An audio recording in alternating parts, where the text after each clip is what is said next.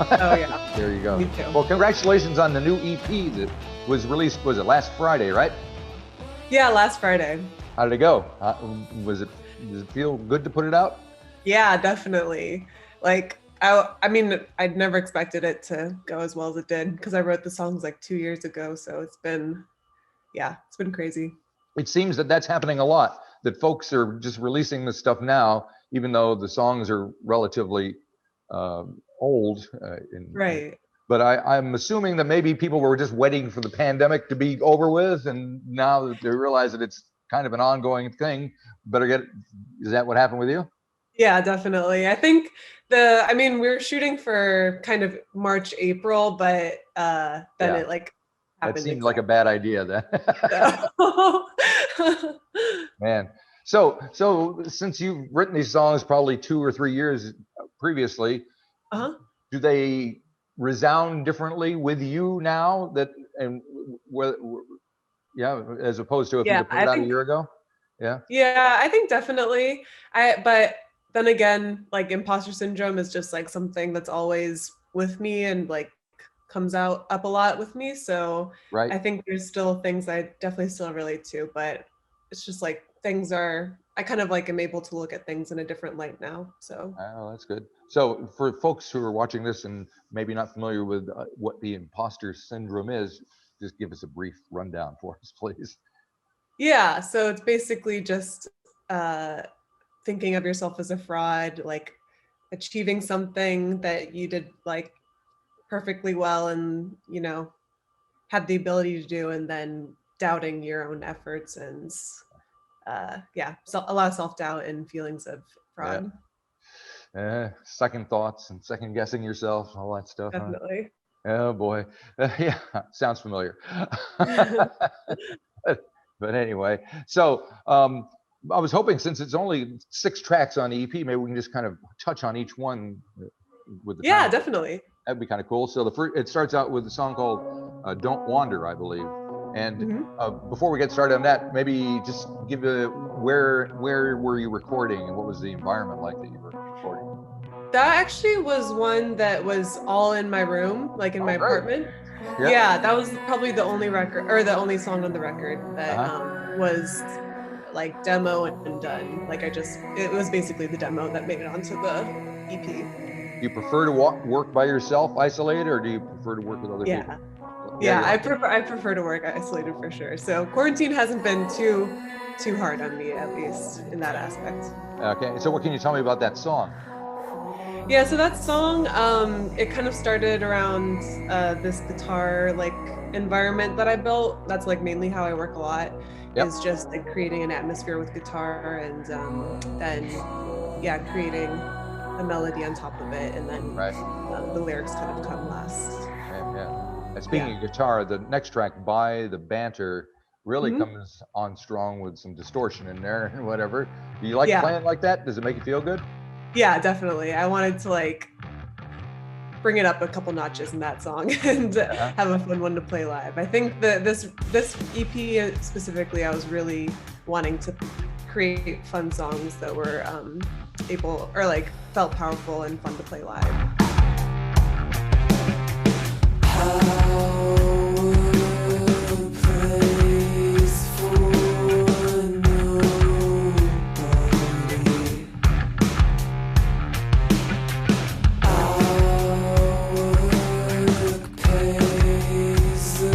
Right. So when you do live shows, are you Mhm. playing with a band? Is it all you, or how does it work?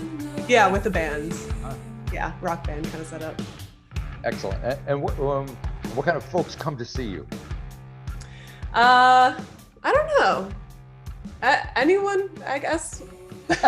I always, I think there's like I always like this like funny statistic about my band's live show performance history that like we've played more shows in the UK than we have in New York. So Right. yeah, it's hard for me to Right. Yeah. pinpoint our specific Have you been demo. down in this part of the world, down in New Zealand or Australia? I haven't, but I'm yeah, definitely To dying to make the get down scene, there. definitely. And what can you Yeah. tell me about By the Banter? By the Banter is kind of the power struggles of social conversations and Right. um, yeah, the intimidation and self-doubt of your own Right. image reflected against other people's. Yeah. And then it's followed with Blonde, which has got this kind of dreamy vibe coming after all that distortion and stuff. And quite a bit of production work involved in that, it sounds like. Is that true? Yeah, I think so. That one was really fun to kind of like go crazy with in the end. Yeah, and it's about like racial identity imposter syndrome. Oh, Yeah. okay. And we have, I'm trying to read my own writing now. Grow Up To is next. What can you tell me about that? It's got more distortion in it. Oh yeah. I know that. It sounds good, man.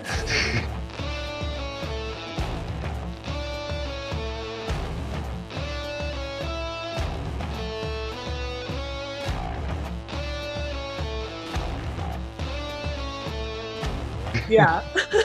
So are there that guitar one- players that you look to when do you Oh draw- yeah, yeah. Saint Vincent is a big inspiration for me. Oh yeah, I saw her play here in the little club around the corner a couple of years ago. It was Yeah. like, holy moly, she Oh could yeah. play. Yeah, she's the reason why I bought an electric guitar in the first place. So Yeah, excellent. yeah. Anybody else?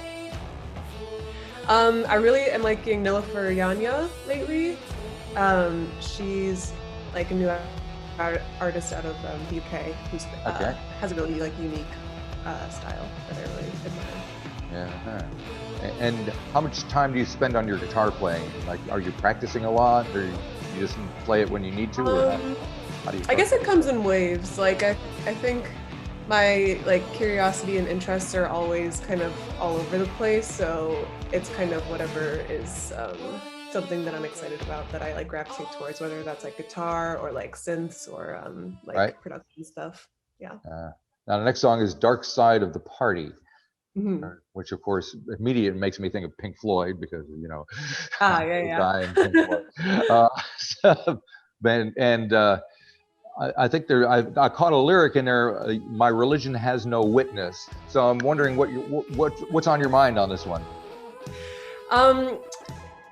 Actually, that lyric was kind of like in a reference to one of John Oliver's like episodes about starting a religion as like a business and creating a fake religion that like gains a lot of money.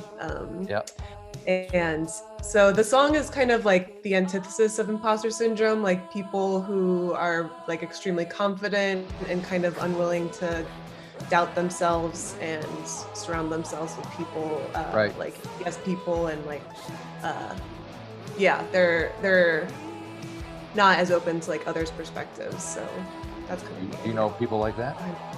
Oh yeah. All around me. Some inspirations around you? Okay. Well, you won't name names probably, but yeah. You can just look to our government for inspiration. Well, that's true. Hopefully that part's over for a little while. Yeah, exactly. I mean, we're all watching down here, you know, just going, oh my goodness, what's next? Oh, I can imagine. Pretty crazy. And you can probably tell I'm American as well, but I've been living here since '94 or so. So. Oh wow.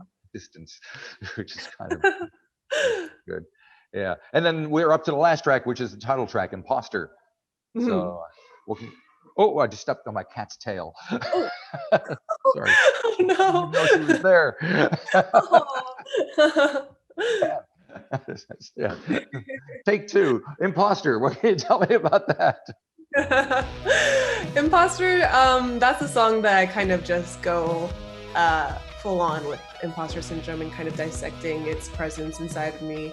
And then also the ending of the track kind of reaches this enlightenment moment where I'm able to kind of accept it and like tie up the EP and move past it a little bit. All right. So are these songs things that you've kind of felt you had to get out of your system to go on and do other stuff? Yeah, I think so. I was really stuck on these feelings of like self-doubt and kind of feeling like an impersonator of a musician. So I think you can like vocalize that and like turn it into something that can empower me and then be able to like move on from that to the next. We've been getting good reviews. Does that help? Yeah. Yes, definitely. Validation. Yes. So I went. Are you able to play out? You're probably not in Brooklyn at the moment. Not. Yeah, not for the foreseeable future, I think. But yeah, I've been getting ready for some virtual concerts though. So Okay. I've been finding that those have been kind of fun. Like Have you watched any yourself of other folks? Yeah, I've watched a couple. I can't say I've tuned into. I think most people can say that they started to get a little bit numb to them after a while, but Right. there's people that love that for sure. I saw, was it Patti Smith's one that she did a couple of like a month back, because it was her birthday at the end of December, and it was the first time she and the band had been together for like a year. Oh wow. It was pretty cool. But yeah, you know, otherwise it's hard to get it. You just miss that feeling of being in the same room with people making music, you know? Yeah. And fortunately we can do that here. One thing I want to touch on is your approach to your production on your songs in general. Yeah.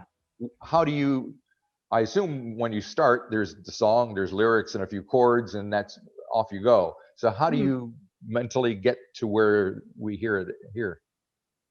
Well, I think like one of my weaknesses is writing songs on acoustic guitar, or like just like a really raw version of a song. Like I usually start off writing by settling on like a tone or texture that I really am inspired by. So I think production and songwriting go hand in hand for me a lot, and I usually am kind of just like doing it as I go. Right. And are there producers who inspire you? Definitely, yeah. John Congleton is like one of my favorite producers, Right. and Yeji is another one, and yeah, I'm blanking right now, but they're definitely others. Good. Yeah. A couple of mentions there. Do you see yourself working with other people more after things loosen up a bit? Yeah, I hope so. I think that would be really fun. Yeah, I'm always down to collaborate with people. Uh-huh. And when you do collaborate, what kind of discussions do you have about the music and how you're going to work together with people? I think it's like really important to connect like on an emotional side with people first. It's kind of hard to, it's like it's always an awkward situation like collaborating as songwriters, so you kind of have to break the ice somehow and like find where you connect with people and then be able to kind of like birth a song out of Right. that. Yeah. Now you mentioned that these songs were probably written a couple of years ago. I assume you've probably written a few since then. Yes, just a couple. So so whereabouts are you with those? I'm kind of getting into the like finalization phase of those songs and hoping to get them out sometime soon. Yeah. Maybe 2021 is looking good for that, but Yep. I don't know what Well, it's still early yet. It's only February. Who knows what this year will bring us. So And when songs are kind of near the end, do you tinker a lot with them still? Do you go back to them and play around? oh yeah, definitely. I think I always struggle to finalize things just because like if it were up to me, I would leave things unfinished forever just because I think it can always like reach a new place, but there's a point where I have to cut it off and say that it's done. Yeah. And do the songs change live when you do get on stage and you're playing with a band? Yeah, I think so. There's a couple, it's kind of hard to replicate some of the, at least with this new material that I'm writing, there's some hard things that are gonna that to replicate live. So I think that's something to consider. But yeah, I haven't even thought about how to play this new material live. So that'll be a whole nother. Yeah, because a song like Dark Side of the Party, that's going to take some doing probably, right? Yeah, I think so. Yeah. I guess I don't have to think about it anytime soon because there's no light at the end of the tunnel yet. But yeah. Most of us is a living like, what am I going to have for dinner? What am I going to have for breakfast? Yeah, exactly. So yeah. And so what's the vibe like in Brooklyn, where you're at? Does it feel different now than it was, say, 2 months ago? It does feel a little weird. Like I think our cases are like really, really bad, but I think everyone's kind of becoming numb to it and normalizing bad. So it seems like things are okay now, but we all probably should be a little bit more panicked, but Right. it's hard to stay panicked for so long. Yeah, So it does kind of wear you down. And do you definitely. wear a mask out and do all that stuff? And Yeah, yeah, definitely. yeah. Because here we have like sign-in things. So the only thing we really have to do is we're supposed to scan something just to let people know where we've been in case we end up with Right. it and they can find. So you have like a immunity card kind of? Well, it's just like I have one on my door, as a matter of fact. It's just like a scanner code, and it keeps track of where you were. So, Okay. because like last week they found somebody who got out of isolation, because you have to be in isolation for 2 weeks before you can come into the country. So they were tested and they were fine, got out of isolation, then uh, they got tested positive, so they had to go back. Fortunately, the woman had scanned everywhere she went. Unfortunately, she went everywhere. So she was Oh like my God. shopping spree madness. So there, all these stores are listed in newspapers. In 2 days, the woman hit like 100 stores, and everybody's just going, "Whoa!" I never thought I'd be saying I'm jealous of restrictions, but I am jealous of your restrictions. I wish we had that heightened security. Yeah, well, but otherwise, the only thing we have to do is wear a mask when we're on public transportation. Right. And Right. like I went to a gig last night. Going to a party tomorrow night. Stuff pretty normal. So it's good. That's awesome. So feel free to come on down. Yeah, definitely. All righty. Well, thanks for putting out the record. I really enjoyed the EP. It sounds fantastic, and Thanks so much. hope we get the next one out soon as well. Definitely. Me too. See you later. Bye. Bye bye.